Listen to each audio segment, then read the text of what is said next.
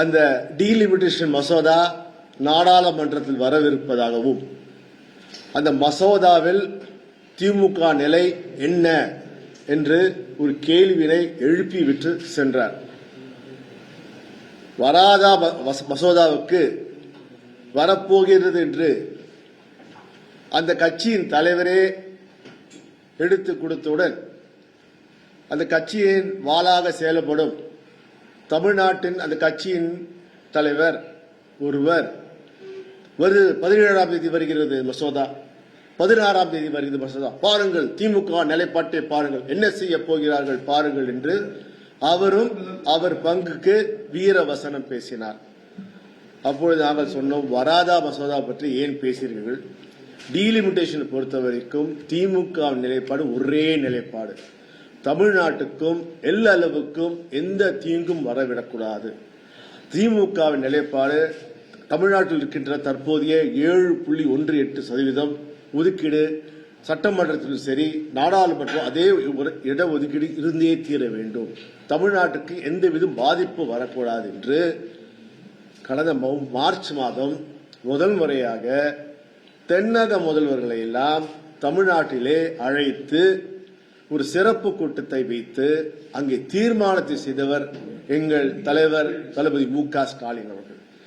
சரித்திரம் தெரியாதவர்கள் இதோ திடீரென்று அவர் கைப்பாவையாக தமிழ்நாட்டிலே ஒரு கைப்பாவை வந்தவுடன் அவசர கதியிலே அனைத்து கட்சி நாடாளுமன்ற கூட்டத்தை உறுப்பினர் கூட்டத்தை நடத்தினார்கள்.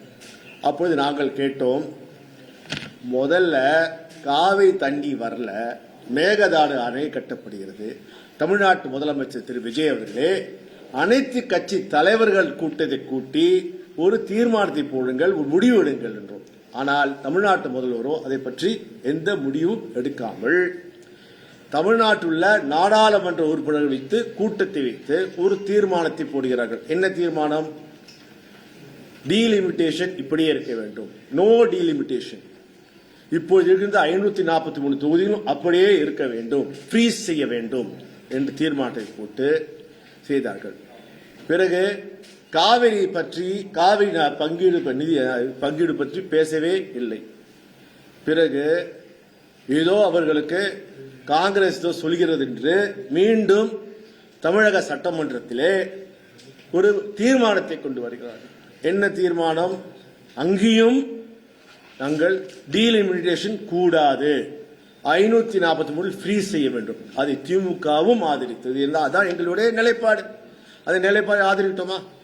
ஆனால் நேற்று மாலை என்ன ஆயிற்று? தமிழ்நாட்டின் முதல்வர் இங்கு 2 தீர்மானத்தை போட்ட முதல்வர் திரு விஜய் அவர்கள் காங்கிரஸ் பேச்சை கேட்டு கைப்பாவையாக நடந்து கொள்ளும் திரு விஜய் அவர்கள் அமித்ஷாவை பார்த்தவுடன் நிலைப்பாட்டை மாற்றிவிட்டார். என்ன நிலைப்பாடு? Fair delimitation.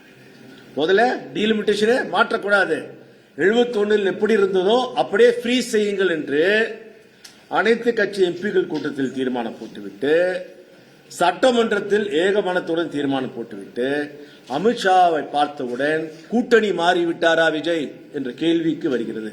பாஜக காங்கிரஸ் கூட்டணி விட்டு பாஜக கூட்டணிக்கு மாறிவிட்டாரா? இல்லை, அவருக்கு அமித்ஷாவை பார்த்தவுடன் பயம் வந்து விட்டதா என்ற அச்சம் வந்திருக்கிறது. பல்டி அடித்த முதல்வர் திரு விஜயை பற்றி கேட்கிறோம், உங்கள் நிலைப்பாடு இல்லை?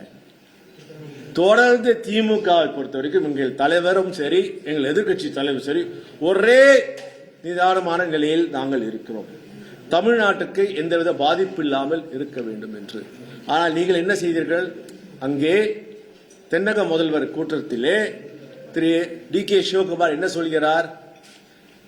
காவிரி நதிநீர் பங்கீடு பற்றி பேசினாலும் ஒத்துழைப்பு, புதிய வார்த்தையை ஒன்றை கொண்டு வருகிறார். என்ன ஒத்துழைப்பு? அந்த ஒத்துழைப்பு படி என்ன சொல்கிறார்? இனி மேகதாது அணையை கட்ட வேண்டும், மேகதாது அணை கட்டுவதால் ஒத்துழைப்பு, தமிழ்நாட்டுக்கும் கர்நாடக ஒத்துழைப்பு, இதனால் அதிகமான நாங்கள் தண்ணீர் தர முடியும் என்று சொல்கிறார்.